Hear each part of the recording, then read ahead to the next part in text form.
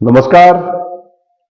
स्वागत है आप सभी का आपके अपने YouTube channel yes study by Bhanu sir पर। इस ऑनलाइन प्लेटफॉर्म पर आप सभी को अच्छी शिक्षा बेहतर तरीके से आपको दी जाती है, सरल और साधारण भाषा में। मैं आपका दोस्त, आपका होस्ट भानु शेखावत उपस्थित हूं आप लोगों के बीच एक बार फिर से एक नए कंटेंट के साथ, एक नए मैटर के साथ, नए क्वेश्चनों के साथ। दोस्तों, आप लोगों को पता है क्वेश्चन भले ही 10 20 30 50 करवाता हूं, लेकिन एनालिसिस, प्रत्येक क्वेश्चन का एनालिसिस करवाता हूं। साथ ही आपको कोई भी एक स्पेशल टॉपिक, राजस्थान का, हिस्ट्री का हो, कल्चर का हो, ज्योग्राफी का हो, सारा एक टॉपिक डेली करवाता हूं। दोस्तों, ये आप लोगों के लिए ही मेहनत करवाई जा रही है कि आप लोगों का सिलेक्शन हो, आप पशु परिचारक, पशु अटेंडेंट आप बने साथी। लेकिन आप लोगों का रेस्पॉन्स बहुत कम रहता है। जो भी साथी ये वीडियो देख रहा है, मेरा प्लीज आप लोगों से निवेदन है कि एक बार वीडियो को आप शेयर करें। थोड़ा सा मोटिवेशन मुझे भी मिलना चाहिए, कि मुझे भी लगना चाहिए कि आप सब लोगों को फायदा हो रहा है, तो फिर मेरे को क्लास लेने में आनंद भी आए। थोड़ा सा अपने आप में सहानुभूति महसूस होगी, मेरे पढ़ाए हुए में साथी साथी लोग पढ़ रहे हैं, जिनके लिए मैं बेहतरीन करने की कोशिश कर रहा हूं।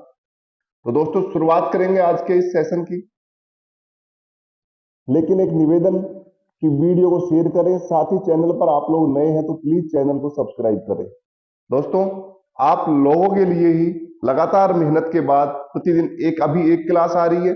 जैसे ही आपका एग्जाम, आपकी परीक्षा तिथि निर्धारित हो चुकी है, लेकिन जैसे ही एग्जाम नजदीक आएगा तो 2 या 3 कक्षा आपको डेली करवा दी जाएंगी। कोर्स आपको राजस्थान जीके का कोर्स, साथ में सामान्य ज्ञान जो आप लोगों का है वो मैं आप लोगों का पूरा करवाने वाला हूं।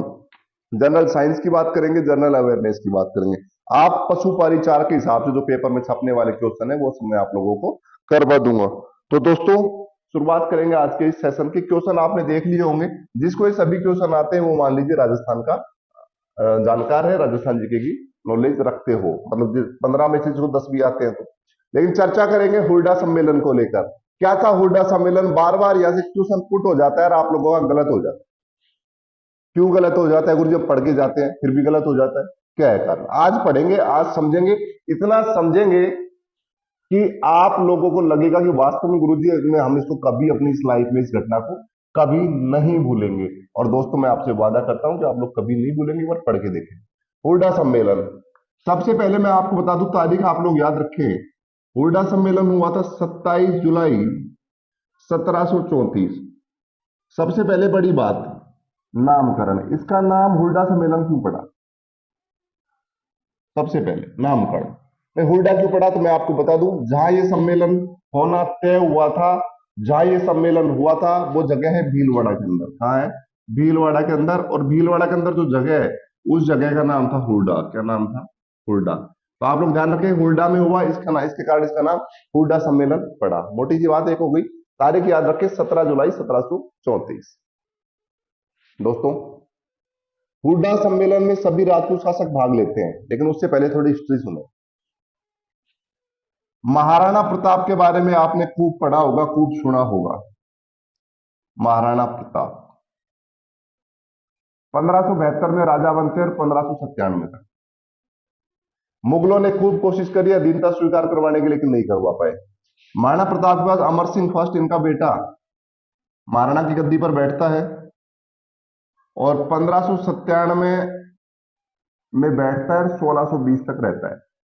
अमर सिंह का एक बेटा होता है कर्ण सिंह। कौन? कर्ण सिंह। अमर सिंह की सेना लगातार जहांगीर युद्ध कर रहा था, मेवाड़ पर आतंकी हमला कर रहा था, अजमेर आया, वहां से फिर 3 सेनापति अलग अलग टाइम में भेजे। तो अब अमर सिंह की सेना को इतना आगजनी करके अमर सिंह के क्षेत्र को इतना खराब कर दिया था कि दोस्तों, अमर सिंह के पास एक तरह से मान लीजिए कि जो उनकी खुद की वसीयत थी वो भी कम हो गई थी युद्ध लड़ने के लिए। करण सिंह उस टाइम राजकुमार था, तो यहाँ के जितने सामंत थे, सरदार थे, वो करण सिंह को कहते हैं कि अब हम और युद्ध नहीं लड़ सकते, आप अपने पिताजी को समझाएं अमर सिंह को कि मुगलों से संधि कर ले। करण सिंह के प्रेशर में आकर अमर सिंह करण सिंह की बात मान लेता है और 6 फरवरी 1615 6 फरवरी 1615 को मेवाड़ मुगल संधि हो जाती है। 6 फरवरी 1615 को मेवाड़ मेवाड़ मुगल संधि हो जाती है। एक चीज समझ में आ गई, मेवाड़ मुगल संधि कब हुई? 6 फरवरी 1615। ये आप लोग नोट कर लें, 6 फरवरी स्पेशल डे, मेवाड़ मुगल संधि। अब क्या हुआ? अब 90 साल से जो राणा वंशज थे, 90 साल से जो राणा वंशज कभी मुगलों का अधीनता स्वीकार नहीं करी, 90 वर्ष के बाद मुगलों के अधीनता स्वीकार कर लेते। मुगलों का एंट्रेंस मेवाड़ में हो गया। ओके, यहां तक इतना क्लियर। अब चर्चा करेंगे, अब मराठों का राजस्थान में प्रवेश बहुत पहले हो गया था, लेकिन उन्होंने क्या किया? मराठों ने एक तरफा काम शुरू किया कि उन्होंने लगा कि अब राजस्थान हमारा ही है, क्योंकि मराठों के पास युद्ध पद्धतियां अलग अलग थी, युद्ध लड़ लड़के उनके पास सेना भी बड़ी थी, धन भी ज्यादा था। तो मराठाओं को लगने लगा कि अब हम राजस्थान के अंदर, अब हम खुद हमारी पहचान बनाएंगे, और अलग से राजपूताना को खत्म करने का प्रयास मराठाओं ने किया। धीरे धीरे ये बात, सबसे पहले तो मराठाओं को जो जगह दी, मराठाओं को रखा, ये राजपूत शासक अपने निजी स्वार्थ के लिए एक दूसरे को नुकसान करने के लिए मराठाओं को साथ लेते रहे। धीरे धीरे मराठा भी अपना विस्तार साम्राज्य फैला लिया, फिर उन्हीं राजाओं को दूर दूर करने लगे। मराठों का प्रवेश हुआ। अब मराठे राजपूतों को परेशान करने लगे, राजपूत शासकों, राजपूतों को परेशान करने लगे मराठा। इस बात से परेशान हो गए सारे राजपूत शासक। अब बुद्धि उनकी काम करने लगी कि मराठों को राजस्थान से बाहर करें, लेकिन करे किसके? करे तो करे कैसे? क्योंकि मराठों के पास सेना बड़ी होगी। और जैसे कि मान लीजिए मैं एक शासक मैं हूं, एक कोई दूसरा शासक है, मैं चाहता हूं कि इस शासक, मैं ये चाहता हूं कि ये मैं शासक हूं, इस शासक को काट के इसका स्थान पे मैं काबिज हो जाऊं और मैं मराठों का साथ लेकर। लेकिन फिर भी अंतिम समय आया और लगा कि अब तो क्या नाम है, कुछ ना कुछ करना पड़ेगा। तो सारे राजपूत लीडर इकट्ठे होते हैं, बीकानेर के राठौड़ वंश से, जोधपुर से, क्या बोलते हैं, अब बीकानेर अभय सिंह जी आए, उधर से कल्याणमल मेड़ता से आया, वीरमदेव, मतलब ऐसे करके सभी राजपूत शासक इकट्ठा होते हैं। कहाँ? हुरडा में। कहाँ होते हैं? हुरडा में। और साथियों, इसका अब सवाल यहां से आएगा कि हुडा सम्मेलन का उद्घाटन करता, तो उद्घाटन करता पूछेगा आपसे, तो आपको लगाना है सवाई जय सिंह, जयपुर वाले सवाई जय सिंह। इन्होंने हुडा सम्मेलन का आयोजन किया। आयोजक करता, अध्यक्ष कौन? अध्यक्ष बनाया गया था मेवाड़ के महाराणा संग्राम सिंह द्वितीय को। अब कई कमेंट आएंगे, गुरुजी संग्राम सिंह द्वितीय नहीं थे, जो पढ़े लिखे होशियार है। मैं आपको बता दूं, अध्यक्ष नियुक्त किया गया था संग्राम सिंह द्वितीय को, लेकिन हुरडा सम्मेलन जिस तारीख को होना था, तारीख निर्धारित हुई थी 17 जुलाई। उस दिन से पहले संग्राम सिंह की अकस्मात मृत्यु हो जाती है और संग्राम सिंह की जगह शासक बनते उस टाइम मेवाड़ के जगत सिंह। बाल्यकाल था जगत सिंह का, जगत सिंह सेकंड, और जगत सिंह सेकंड इसकी अध्यक्षता करते हैं हुरडा सम्मेलन की। किसकी? हुरडा सम्मेलन की। जगत सिंह द्वितीय हुरडा सम्मेलन की अध्यक्षता करते हैं। तो ये ध्यान रखें, अध्यक्षता किसने करी? जगत सिंह द्वितीय ने। आयोजन किसने करवाया? सवाई जय सिंह, कछुआ वंश के शासक थे, जयपुर। अब इतनी बात समझ में आ गई, सभी स्टेटों से पधारे। अब उनका क्या हुआ कि उस टाइम मौसम था बारिश का, क्योंकि आपको पता है जुलाई के अंदर बारिश वगैरह होती रहती है। तो सभी शासकों ने फैसला लिया कि बारिश के मौसम के बाद हम वापस फिर से इकट्ठा होंगे और मराठों के खिलाफ युद्ध करेंगे। ये बात पता लगी मराठों को, तो जो मराठों के पक्ष में जो राजपूत थे, वो धीरे धीरे मराठों ने उनको अपनी ओर खींच लिया। पहली बात तो कुछ दूसरा कारण ये रहा कि इकट्ठे क्यों नहीं हुए वहां पर लोग दोबारा, कि निजी स्वार्थ के चलते मराठों ने एक दूसरे को लालच देकर निजी स्वार्थ पैदा कर दिया राजपूतों में, राजपूताना में, एक कि आप लोग ऐसे इकट्ठा नहीं हो। तो कोई भी अगली जो तारीख उनकी निर्धारित हुई थी, वहां पर कोई वीर शासक नहीं पहुंचा। एकमात्र शासक सवाई जय सिंह जी वहां दोबारा इकट्ठा पहुंचे अपनी सेना के साथ, लेकिन कोई शासक नहीं आया। तो हुरडा सम्मेलन असफल हो गया और मराठों को बाहर निकालने में नाकामयाब रहा। तो ये था आपका हुरडा सम्मेलन। उम्मीद करूंगा आप सब लोगों को समझ में आया होगा। अब इन क्वेश्चनों का एनालिसिस करते हुए हम लोग आगे बढ़ने वाले हैं। तो शुरुआत करें अगर आपकी इजाजत हो तो। आइए दोस्तों, पहला सवाल आप लोगों की स्क्रीन के ऊपर, पहला सवाल आप लोगों की स्क्रीन के ऊपर आप अपने मोबाइल स्क्रीन पर देख पा रहे होंगे, लैपटॉप में जहां भी आप देख रहे हैं।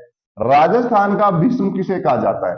राजस्थान का भीष्म किसे कहा जाता है? एनालिसिस करके बताऊंगा, चाहे थोड़ा 2 मिनट एक्स्ट्रा लग जाए। इसको साफ कर दूं, अगर आप लोगों ने स्क्रीनशॉट ले लिया हो तो। चलो इसको साफ कर देते हैं।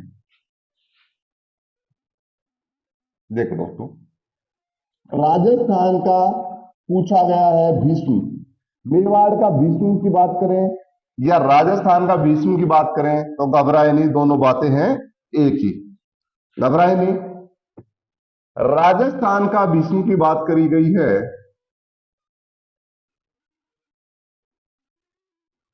बात करेंगे 1412-13 के आसपास की, 1411 की, सॉरी 1411 की बात करेंगे ईस्वी सन की। राणा लाखा मेवाड़ के शासक होते हैं, राणा लाखा मेवाड़ के शासक थे, और मारवाड़ के जो शासक थे, मारवाड़ के शासक थे महाराजा चूड़ा, सॉरी महाराणा नहीं, महाराणा की उपाधि केवल मेवाड़ शासकों के पास थी, महाराजा चुंडा या महाराव चुंडा, आप लोग ध्यान रखिए। ये अपनी बेटी, इनकी बेटी का नाम था हंसा देवी, हंसा देवी का रिश्ता भेजते हैं राणा लाखा के बेटे कुंवर चुंडा। राणा वंश का था इसलिए कई जगह राणा चुंडा मिल जाता है, आप घबराए नहीं। हंसा देवी का रिश्ता जाता है कुंवर चुंडा के लिए, पंडित पहले पंडित रिश्ता लेके जाते थे, पंडित रिश्ता लेके पहुंचते हैं राणा लाखा के दरबार में और कहते हैं हाँ कि हम रिश्ता लेकर आए हैं। तो राणा लाखा ने एक छोटा सा मजाक किया कि इस बुढ़ापे में मेरी कौन शादी करेगा। ये बात अखर जाती है कुंवर चुंडा को, और कुंवर चुंडा कह देता है, जो साथ रणमल हंसा देवी का भाई था साथ गया था, और एक पंडित, कि पंडित जी ये शादी मेरे पिताजी से करवा दो। ये रणमल इस बात से नाराज था कि पिताजी बूढ़े आदमी की शादी हंसा देवी की नहीं हो सकती, लेकिन जब इसने आपस में सलाह मशवरा किया तो सोचा कि राणा लाखा भी राजा है, एक शर्त रख दी कुंवर चुंडा के सामने कि कुंवर चुंडा शादी तो हम आपके पिताजी से ही कर देंगे, लेकिन आप इनके उत्तराधिकारी हैं, ज्येष्ठ पुत्र हैं, आप राजा नहीं बनेंगे, हंसा देवी से जो बच्चा पैदा होगा वो राजा बनेगा। कुंवर चुंडा को ठीक है, कुंवर चुंडा ने अपने पिताजी के लिए बलिदान दिया और कहा कि ठीक है, हंसा देवी जो बेटा होगा वो मेवाड़ का राणा बनेगा, महाराणा बनेगा। तो हंसा देवी से पैदा होता है मोकल, राणा मोकल, राणा मोकल पैदा होता है। अब आगे कहानी नहीं बताऊंगा, जहां तक उत्तर है वही बोलूंगा कि कुंवर चुंडा को मेवाड़ का भीष्म, राजस्थान का भीष्म इसलिए कहा गया कि उन्होंने अपने जो शासन, जो राणा बनने का सपना था उसको खोया और अपने भाई मोकल के लिए उन्होंने यश किया, इसलिए इनको भीष्म पितामह या राजस्थान का भीष्म या मेवाड़ का भीष्म कहा जाता है, क्योंकि उन्होंने अपना हिस्सा बलिदान कर दिया था, अपने हिस्सा का अपने पिताजी के लिए। दूसरा क्वेश्चन, महाराणा प्रताप के घोड़े का क्या नाम है? सबको पता है, सबको अच्छे से पता है कि महाराणा प्रताप के घोड़े का नाम क्या है, लेकिन सवाल देखो कहां आपको फंसाएगा सवाल। बात करेंगे महाराणा प्रताप के घोड़े का नाम। महाराणा प्रताप के घोड़े का नाम था चेतक, आपने खूब पढ़ा है। 18 जून का दिन था, 18 जून का दिन था 1576। 18 जून 1576 की बात करेंगे मेवाड़ का, और मुगलों का युद्ध चल रहा था जिसे हमने बोला हल्दी घाटी का युद्ध। उसमें होता क्या है कि मानसिंह जो मुगलों से कर रहा था, मानसिंह कछुआ वंश का, ये अपने हाथी में लटका के है, और तक जब मानसिंह के हाथी के ऊपर दोनों पैर रखा है और मानसिंह पैर बच जाता है, एक घोड़ा पैर नीचे उतारता है तो फंसकर एक जाता है, निकलते युद्ध सीमा से बाहर निकलते मृत्यु हो जाती, जगह पर तीचा रात समान रखे। चेतक की वहां पर समाधि बनाया महाराणा का एकमात्र महाराज ने अपने का अंतिम संस्कार। घोड़े का नाम था चेतक। हाथी से बात तो पूछ सकता है, बिल्कुल पूछा है। हाथी का नाम क्या नाम था? राजा, लेकिन जब घाटी के लिए चला जाता है मुझ पर अधिकार करें और इसका नाम बदल देते हैं प्रसाद। इसमें अकबर पीर बाबा में आशीर्वाद हाथी दिया है, नाम क्या था? पीर प्रसाद। समझ गए?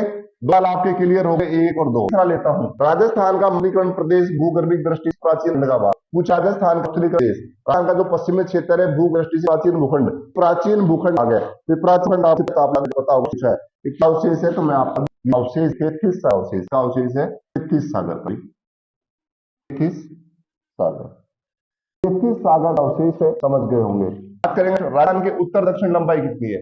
राजस्थान जो है, राजस्थान आपका कुछ कार से थोड़ा सा ज्यादा, तो मैं बता राजस्थान यू लंबाई पूछी जाएगी, यू भी पूछी जा सकती है और यू भी जा सकती है, तो घबराए नहीं। उत्तर दक्षिण, उत्तर है ये दक्षिण है, तो कोई दिक्कत बता पश्चिम में पूछ ले दोस्तों, आपको बताना टाइम 869। कंफ्यूजन महसूस होने लगा है, दिन हो गए हैं। मैं आपको बता दूं इसमें पूछा है राजस्थान उत्तर दक्षिण लंबाई, हाँ बिल्कुल सही है, उत्तर सभी पश्चिम यू भी पूछा है 850, 850, 866 और 150, ध्यान रखो। तो मैं आपको बता दूं कि आपका दक्षिण 26 से पश्चिम 800, तो ये आपने नोट कर लिया। क्या था राजस्थान से उत्तर दक्षिण लंबाई 826 हो गया। की ओर चलता हूं, चौथे सवाल। राजस्थान भौगोलिक क्षेत्र है, तो आपको ये करना 3,20,240 वर्ग, ये आगे पूछा हुआ है, इसे आप उल्टे लेकर नेत्र किसने की, नेतृत्व में व्यक्त करी, तो आप लोग बता देंगे कि सिंह जगत सिंह द्वितीय, जगत सिंह द्वितीय ने हमें अध्यक्ष। राजस्थान किस क्षेत्र है, विद्यांचल पूछ रहे पठार, तो राजस्थान में बता दो, राजस्थान उत्तर दक्षिण पूर्व पश्चिम, तो इस जो ये बसता है ये विंध्य पर्वत के अंतर्गत आता है, तो पूर्व दक्षिण पूर्व आंसर होगा पूर्व। क्या आंसर है दक्षिण पूर्व, तो आप लोग दक्षिण पूर्व। नेक्स्ट आता है अरावली पर्वतमाला, ये थोड़ा सा टॉपिक में करवा देता हूं, एनालिसिस नहीं, मात्र 2 एनालिसिस। अरावली पर्वतमाला कहां से काटता है वो लोगों के लिए, अभी मैं सोचो कुछ खराब तो बढ़ा रहा हूं, वो आप लोगों के लिए। अरावली पर्वतमाला की जो लंबाई पूछ ले, आपको बता दूं 600 किलोमीटर, 92 राजस्थान तो ये है 50 किलोमीटर, और परसेंट में छप जाए तो 79.9 दोस्तों। उसके बाद कहां से कहां तक, गुजरात में पड़ती है जिसका नाम राधनपुर, क्या, और ये दिल्ली तक, राय आपने होगा दिल्ली, रायसीना दिल्ली स्थित है। मैं आप लोगों को बता, राय जो पहाड़ी है, रायसीना पर गणपति भवन बना हुआ, ये भी आप लोग कर लें। उम्मीद है कि आपको समझ आ रहा। रायसीना पहाड़ी पर राष्ट्रीय भवन बना हुआ है, तो आप लोग दिल्ली तक है। लंबाई बताइए आपको, भवन रायसीना पर दिल्ली है ये।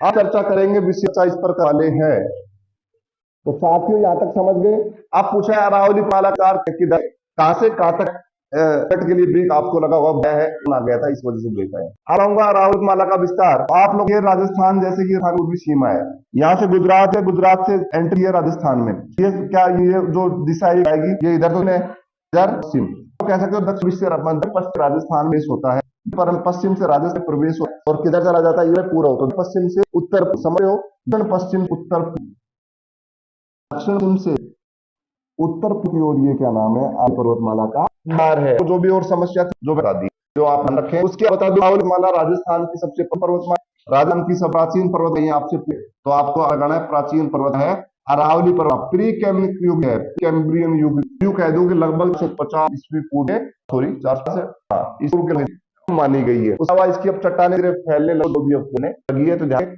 और ये राजस्थान में मरुस्थलीकरण की प्रमुख है, राजस्थान मरुस्थलीकरण का विषय रखा है, मरुस्थलीकरण के किसने रोका है, अरावली पर्वत ने। तो यहाँ तक हो गए। नेक्स्ट पृथ्वीराज लगा, तो इसमें गाना कुछ पृथ्वीराज चौहान में पृथ्वीराज चौहान के बारे में इसमें लिखा है, तो ये इसके लेक्चर दाई। वैसा दो युवराज राजेंद्र ने पूरी लिखना सुना था, उसके बेटा था नाम का जलहण बेटा नाम पूरा था। पृथ्वीराज के लेंद्र प्रदाई पृथ्वीराज के साथ ही स्थान बर्बादी जाती है मोहम्मद द्वारा, तो चंद्र प्रदाई ऐसी बोली थी, जिसके कारण बाणों से मोहम्मद की हत्या दी थी कि 4 वो लाइनें थी, अष्टप्रमाण मार सकता था ऊपर ऐसे होता 4 बास, और मेरे याद नहीं आ रहा है, सॉरी, लाइनें थी, तो चंद्र प्रदाई रिपीट करने बाद मृत्यु कर दी थी सदी बाणों से चौहान ने। पृथ्वीराज जोधपुर नगर का, तो मैं बता दूं जोधपुर की स्थापना सन 1414 और जोधपुर के स्थापना के बाद मंडोर को राजधानी बना और आपको एक चीज आशीर्वाद, जो बचाने का आशीर्वाद दिया वो दिया था हरि ने। एक लोग आते हरबुज ने कहा जाओ तो राजधानी को ना रोको। गजन के मजनवी के साथ करने के समय जो इनके साथ था, बात एक तलवार ने बेची थी। राजस्थान में एग्जाम में छपने सवाल है, बार चुका है। मरु विकास कार्य शुरू किया गया राजस्थान बोल रहा हूँ, मरु तो 1977-78 शुरू हुई। महाराणा प्रताप इसने आपको बताई, महाराणा प्रताप के बारे में बहुत कुछ आज आज लोगों को, चलिए चलो नहीं तो इतने से में सुन लो। कटा दुर्ग, सॉरी कुंभलगढ़ दुर्ग, कुंभलगढ़ किला के ऊपर दुर्ग था जिसका कट दुर्ग, क्या नाम, कटारगढ़ दुर्ग। कटारगढ़ दुर्ग के अंदर जिसका नाम था महल, क्या जनमहल। महल के जन्म लेते हैं कौन, महाराणा का जन्म पूछ ले, पूछ ले, तब होता है 9 मई। 9 मई 1554 के नाम को जाना जाता है, ये याद रखें। उसके बाद ऑप्शन नहीं, मुझे कोड थोड़ा सा नीचा लगा हुआ है। चलो फिर आपको अंतिम सवाल, राम सागर विहार, सागर विहार जिले में स्थित है। राम सागर वन विहार गया है, राम सागर वन विहार स्थित है, ये साथियों आप स्थित है धौलपुर में, स्थित है धौलपुर। एक सवाल आपके लिए कि धौलपुर प्रजा स्थापना किस साल करी, आंसर आप लोग दे। तो मिलते हैं तो किसी वीडियो में नई क्लास के साथ, नई जुनून के साथ, नई अपडेट के साथ, नए के साथ। जब तक आप लोग रहे थैंक यू।